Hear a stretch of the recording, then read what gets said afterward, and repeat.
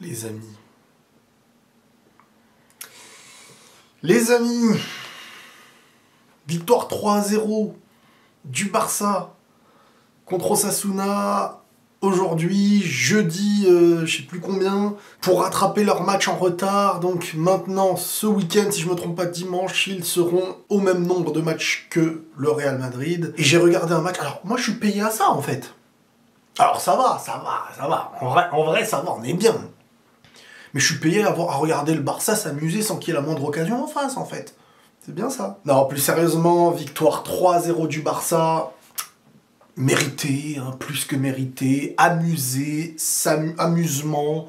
Mettez-moi tous les adjectifs possibles et synonymes de l'amusement, de l'entraînement, du plaisir, de la rigolade. Tout ça, c'est... Des fois, je vous le dis, hein, à l'entraînement, quand le Barça s'affronte lui-même, donc il y a deux équipes du même club, c'est plus difficile que ça. C'est plus difficile que ça. Non, vraiment, la Liga, ils vont pas la lâcher. Ils vont pas la lâcher, moi je vous le dis. Ça va être très difficile. Plus ils se rapprochent en étant premier, plus c'est la deuxième partie de saison. Là, on n'est plus sur les faux pas de la première partie de saison. À moins d'un classico miraculeux pour le Real, ça va être très compliqué que le Barça lâche des points. Ferran Torres, Fefe, Toto, il était chaud, hein. Si tu te répètes... Ah oui, bah bien sûr que je vais me répéter. Depuis combien de temps je vous dis que le mec, vous crachez dessus comme si c'était un moins que rien. Et moi je vous dis, mais attends les gars, tu prends pas un joueur en Espagne, équipe nationale d'Espagne, Barcelone, quand un joueur tu comptes pas sur lui, il joue pas. Quand un joueur tu comptes pas sur lui, il joue pas. Ferran Torres, il faisait des entrées avec l'Espagne, il faisait des entrées avec le Barça. Les coachs, les joueurs voient des choses que nous, analystes avec des guillemets, ne voyons pas. Nous, on s'est regardé, il a raté, il a raté, il est nul. Parce que c'est facile et parce que tout le monde le dit. Mais les coachs, ceux qui l'accompagnent, bah non, il est là.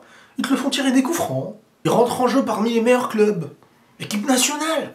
Il fait mieux que ce qu'aujourd'hui les gens peuvent attendre de lui. Au point où même ça permet de faire reposer du Lewandowski dans des matchs de Liga qui, certes, tu sais que ce match-là, t'as pas à défendre, à la limite, dans un match comme ça. T'as pas à défendre. Mais Ferran Torres, c'est du propre. C'est du propre. Il fait ce qu'il faut, il est dans le déplacement, il peut prendre de la profondeur, il est pas... C'est pas le plus maladroit du monde. Alors oui, au plus haut niveau, il peut se rater parce que l'échelle de risque a plus de poids. On te laisse moins d'espace, plus de doute.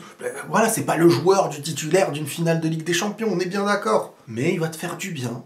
Buteur, coup franc derrière, il te met la barre. Non, faut respecter le Toto. Vraiment, faut le respecter. Non pas parce que c'est un joueur de fou, mais parce que faut pas l'humilier. Il mérite pas d'être humilié, il mérite pas d'être... Je vous le dis, pour de vrai.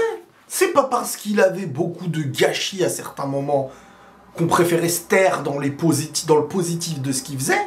Faut pas regarder que... Parce qu'il y a des mecs, là, ils marquent et tout, ils vont dire « Ouais, mais t'as vu, il a raté quoi aussi ?» Et ça, ce mécanisme, tu l'as pas avec des autres joueurs.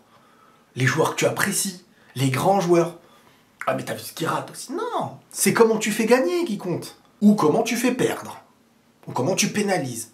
Mais je veux dire, Ferran Torres est un remplaçant au Barça et un remplaçant en équipe d'Espagne qui peut même jouer titulaire au Barça et titulaire en Espagne, non pas comme le meilleur, non pas comme un titulaire qui doit l'être, mais comme un joueur qui peut parfois ne pas te causer, ne pas sentir qu'il y a un moins. Et dans certains matchs comme ça, tu peux te le permettre. Tout comme des entrées en jeu. Ces stats, elles doivent être pas mauvaises hein, cette année. Vraiment, vraiment. Donc je suis quand même content pour lui, parce que vu tout ce qu'il subit aux yeux des gens, parfois il a même besoin de dire aux gens hey, faut pas me cracher dessus, je fais des choses. Non, Torres, les gens comprendront. Et quand je dis ça, c'est parce qu'il se fait rabaisser non-stop. Parce que s'il se fait pas rabaisser et que les gens le voient à son juste niveau, bah je vais pas vous dire les gars, vous verrez. Non, je sais que c'est pas le top 10 des meilleurs joueurs, hein, bien sûr. Olmo. Alors, notre Olmo, les gars. Dani Olmo, les gars, c'est un génie. C'est un magicien. C'est un artiste décisif. Je savais qu'en Liga, il allait se régaler. Toutes ces choses-là que vous voulez, Mais par contre, c'est vrai, et ça c'est vous qui avez raison, vous me l'avez dit depuis le début, physiquement, il est pas fiable. Il enchaîne trop de blessures. Tu sais pas d'où ça vient. C'est pas des blessures où on t'a défoncé. Tu dis, ouais, bon, tu sors sur quelque chose. En vrai, ça se comprend. Non, t'es blessé parce que t'as retiré un péno. T'es blessé parce que t'as couru, t'as eu un mauvais appui. T'es blessé parce que tu mangeais de la salade et il y avait une petite noix de pécan dedans. T'es blessé. C'est bon, à un moment donné. Bon, c'est la première victime de tout ça, hein, bien entendu. Alors, je sais pas si dans son hygiène de vie... Moi, je pense pas. Il a pas la dégaine d'un mec qui a une mauvaise hygiène de vie.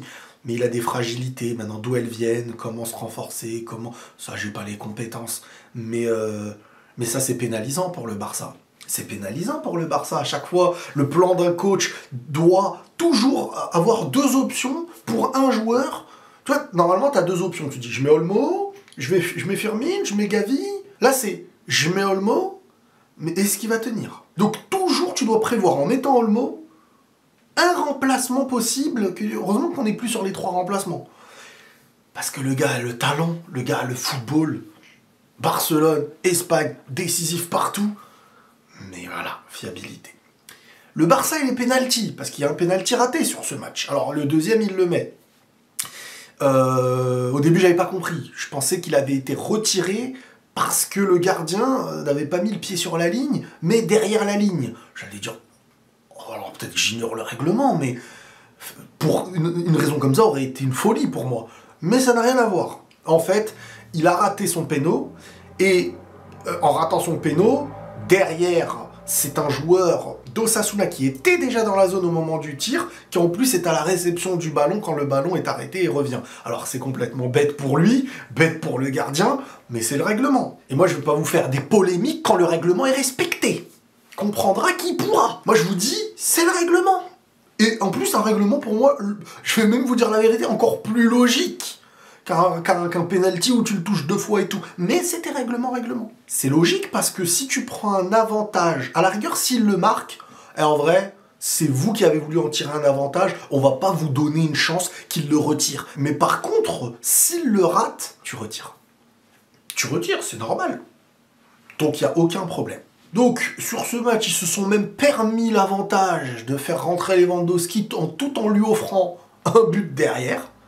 Donc c'est parfait pour l'équipe là.